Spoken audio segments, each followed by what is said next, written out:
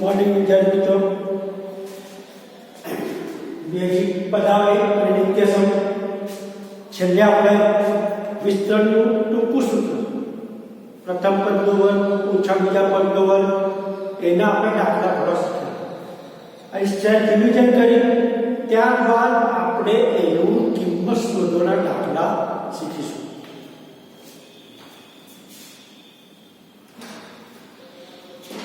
કિંમત શોધવાના દાખલા શીખીશું.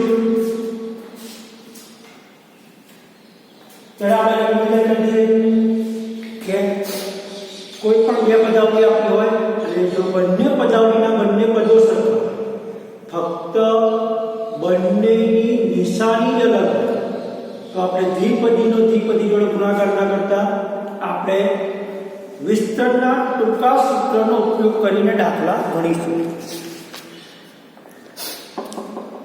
એક દાખલો લઈ લઈએ.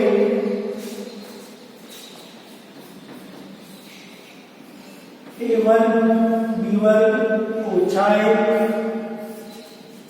અને a1 b1 વત્તા 1.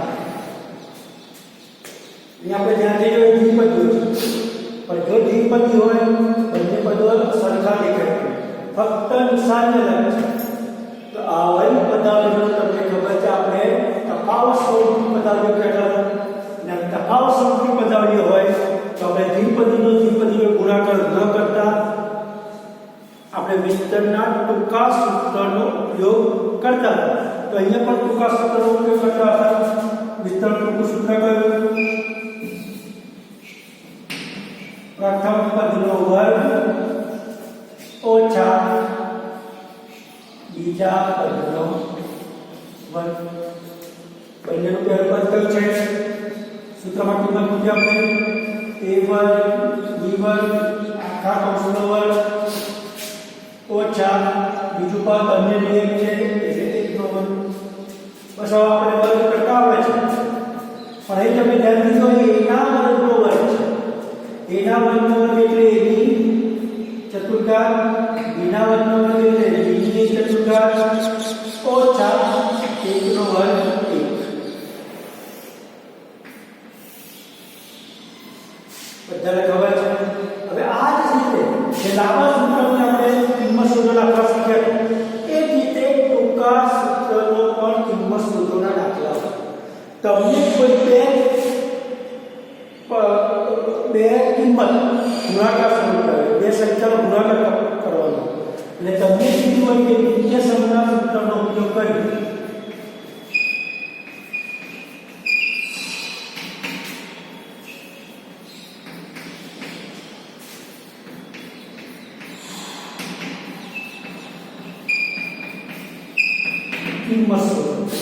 પેલા આ જેવું છે પણ બરાબર ધ્યાનથી જોયું. તમને આપ્યું હોય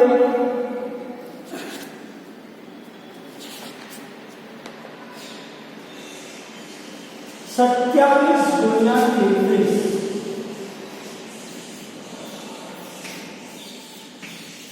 તમને કે કિંમત નિત્યસમના સૂત્રનો ઉપયોગ કરી કિંમત શોધો.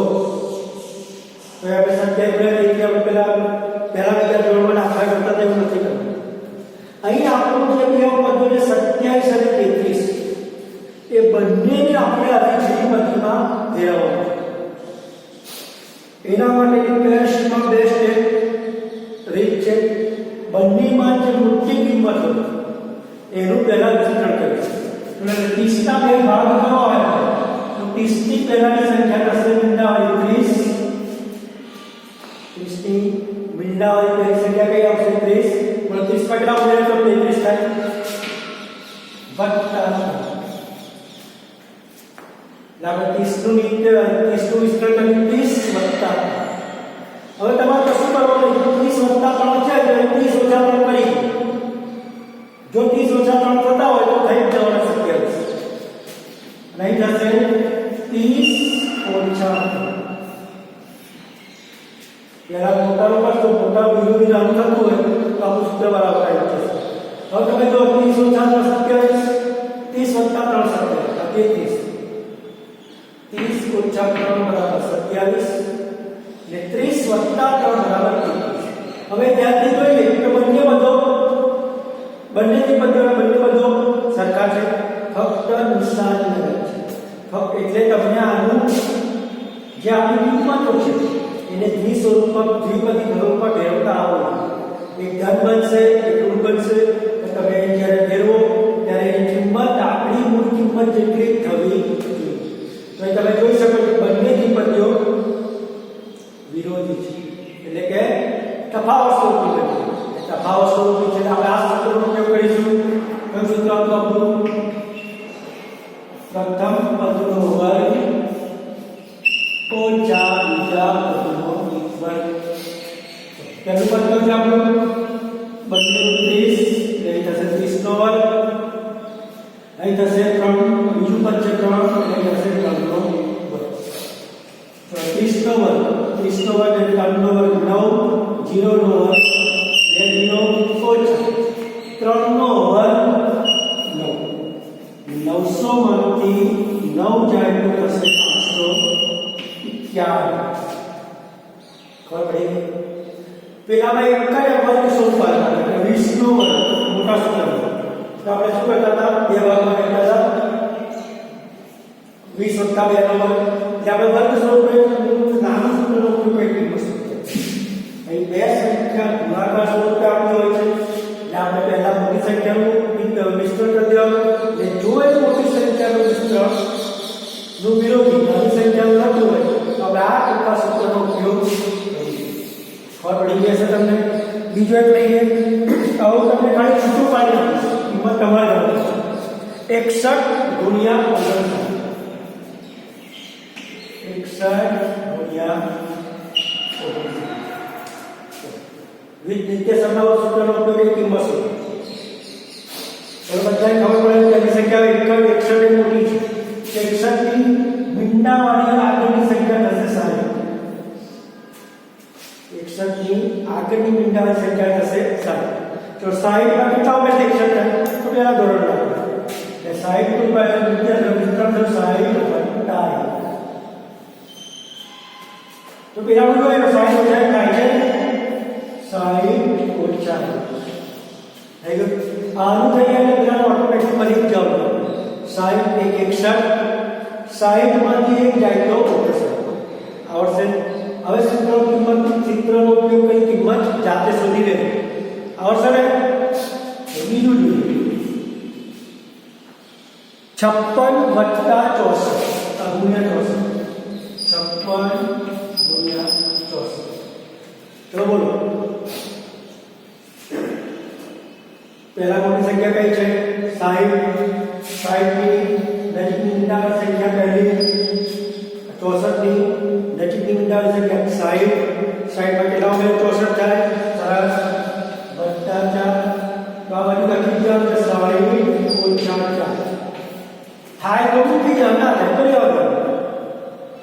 60 માંથી 4 થાય તો 56. 60 માં 4 ઉમેરો તો 64. પછી એક લઈએ 27 ગુણ્યા 33. એટલે લઈ લીધું આપણે 36 ગુણ્યા 44.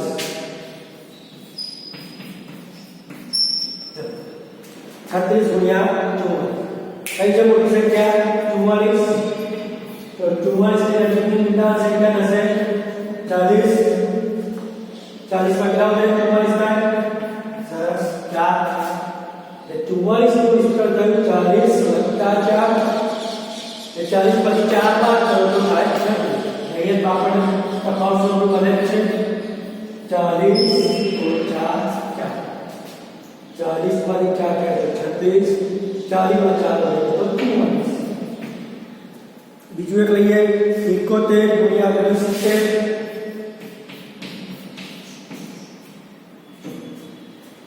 બંનેમાં મોટી સંખ્યા 71 છે. 71 ની પહેલી મીંડાવાળી સંખ્યા થશે 70. 70 માં એક ઉમેરો તો 71. હવે આનો વિરોધી જોઈ લો. 70 ઓછા 1 70 વત્તા 1 71.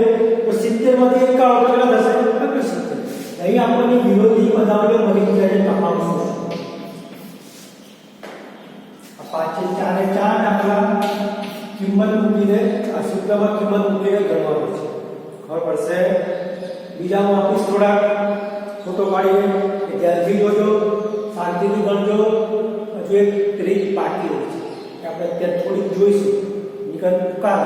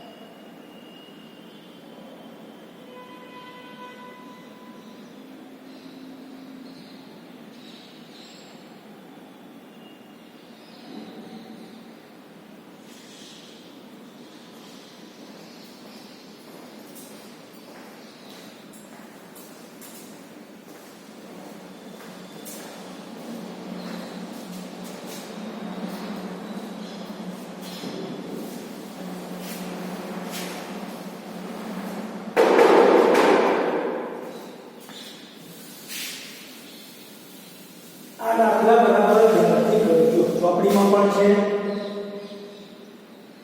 સ્વાધ્યાય પદ્ધતિ થશે તો એવા હશે એ જોઈને પ્રેક્ટિસ કરજો. હવે આ ચેપ્ટરનું છેલ્લું એક સૂત્ર આવશે. બરાબર ધ્યાનથી જોવો. તમે ખાલી પદાવલી ઓળખતા હોય ને એનો દાખલો એને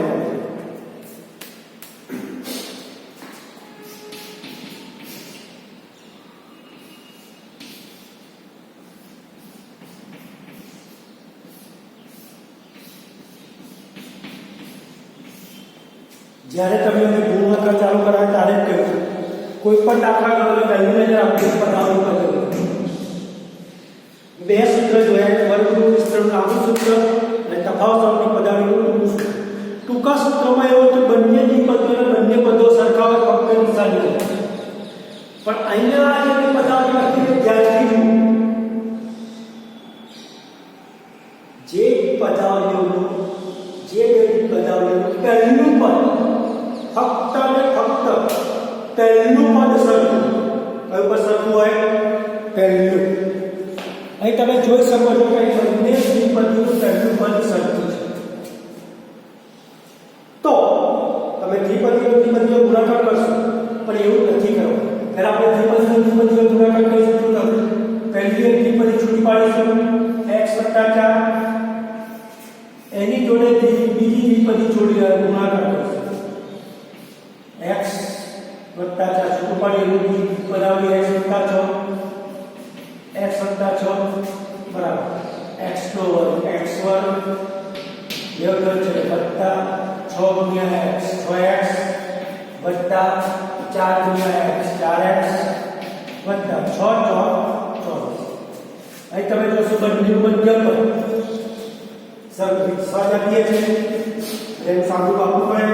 x વર્ગ 6x ને 4x 10x વત્તા 24.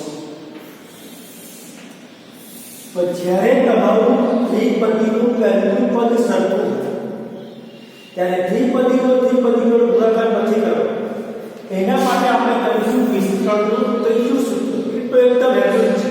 બરાબર ધ્યાનથી જોજો. અહીં તમે જોઈ શકો 10x જવાનું ટ્રાય જાવ 10x. તો તમે જો બે બંનેનું બીજું પદ છે 4 અને 6. એ બે બીજા પદોનો સરવાળો થયો 10. એને પહેલા પદનો ગુણિત મધ્યમ કરવાનો છે. એટલે શું પહેલી પછી કરવાનું. ત્રીજું પદ તો બંનેના જે બીજા પદ છે એનો ગુણાકાર કરે 6 × 24. 6 × 24. અહીંયા આપણે દ્વિપદીનો ગુણાકાર કરતા વિસ્તરનું ત્રીજું સૂત્ર છે એનો ઉપયોગ કરીશું. વિસ્તરનું ત્રીજું સૂત્ર ક્યારે ઉપયોગ કરવાનો? જ્યારે આપેલી બંને દ્વિપદીઓના બંને દ્વિપદીઓના પહેલું જ પદ ફક્ત પહેલું પદ સરખું ત્યારે આપણે દ્વિપદીનો ગુણાકાર ના કરતા નિત્ય સમના ત્રીજા સૂત્રનો ઉપયોગ કરીશું. એ નિત્ય સમનું ત્રીજું સૂત્ર છે પ્રથમ પદનો વર્ગ વત્તા પ્રથમ પદનો વર્ગ વત્તા પ્રથમ પદ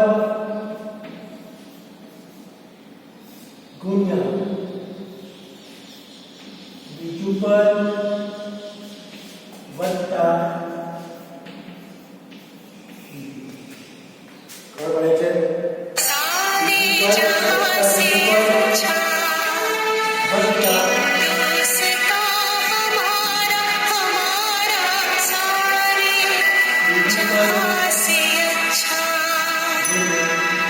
हिंदुस्तान हमारा, सारे जहाँ से अच्छा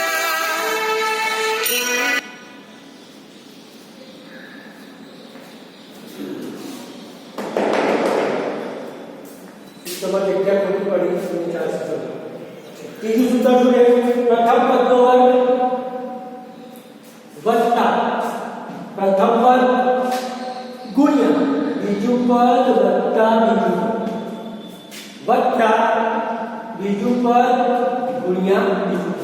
હવે આપણે સૂત્રમાં કિંમત મૂકે જો પ્રથમ પદ અને બીજું પદ પ્રથમ કયો છે? x લઈ કરીશું x નો વર્ગ વત્તા x ગુણ્યા બીજું પદ વત્તા બીજું પદ. એમાં નિશાની ધ્યાન રાખવાનું, બંને ધન જ છે એટલે બંને ધન જ મૂકીશું. 4 વત્તા 6 વત્તા બીજું પદ ગુણ્યા બીજું પદ એટલે 4 ગુણ્યા 6. હવે દાખલું શું આપણે સૂત્રમાં કિંમત મૂકે પ્રથમ પદનો વર્ગ વત્તા પ્રથમ પદ ગુણ્યા બીજું પદ વત્તા બીજું પદ વત્તા બીજું પદ ગુણ્યા બીજું પદ. એટલે એકવાર મધ્યમ પદમાં બંનેના બીજા પદનો સરવાળો કરી પ્રથમ પદ જોડે ગુણી કરવાનો છે અને છેલ્લામાં બંને બીજા પદનો ગુણાકાર કરવાનો. તો x નો વર્ગ થશે x1 વત્તા 6 4 10 10 ગુણ્યા x 10x વત્તા 6 ચોક 24 6 ચોક 24. અહીં તમે જોઈ શકો છો બંનેના પદોનો બંને દાખલા કર્યા એટલે જવાબ સરખો છે. અહીં ઇત્યાસના સૂત્રનો લાંબા સૂત્રનો ઉપયોગ ત્રીજા સૂત્રનો ઉપયોગ કરો. વિસ્તૃત ત્રીજું સૂત્રનો ઉપયોગ ક્યારે થાય? જ્યારે બંને દ્વિપદીઓનું પહેલું પદ સરખું હોય ત્યારે. એક હજુ દાખલો લઈએ.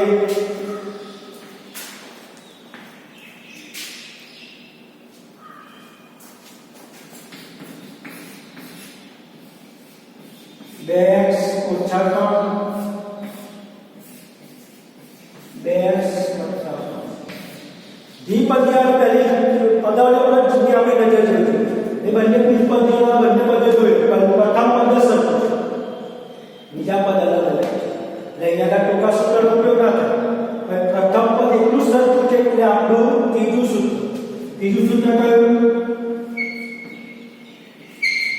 પ્રથમ પદનો વર્ગ વત્તા પ્રથમ પદ ગુણ્યા બીજું પદ વત્તા બીજું પદ વત્તા બીજું પદ ગુણ્યા પ્રથમ પદનો વર્ગ વત્તા પ્રથમ પદ ગુણ્યા બીજું પદ વત્તા બીજું પદ વત્તા બીજું પદ ગુણ્યા બીજું. અહીં ધ્યાનથી જોવાનું છે કે બંનેના બીજા પદ ની નિશાની ધ્યાનથી જોવાનું છે. તો પ્રથમ પદનો વર્ગ એનો મતલબ થશે 2x વર્ગ વત્તા પ્રથમ પદ એટલે 2x ગુણ્યા પ્રથમ પદ વત્તા બીજું પદ વત્તા બીજું પદ ઋણ 3 છે એટલે ઋણ 3 વત્તા બીજું પદ 5. બંને ધન હતા બંને ધન મૂકે પણ એક ધન એક ઋણ છે તે રીતે મૂકવાનું છે. વત્તા બીજું પદ એટલે ઋણ 3 ગુણ્યા બીજું પદ એટલે 5. બરાબર ધ્યાનથી જોઈએ.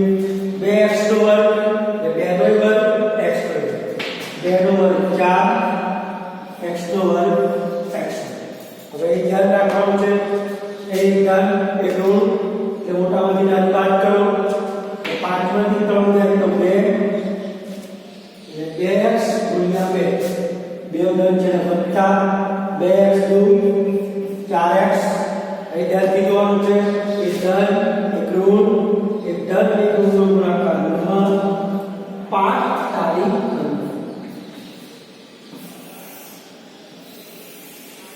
જ્યારે પદ અલગ નિયમ ભરો છો બાજુ જો પહેલું પદ સરખું બીજા પદોમાં ધન ઋણ હોય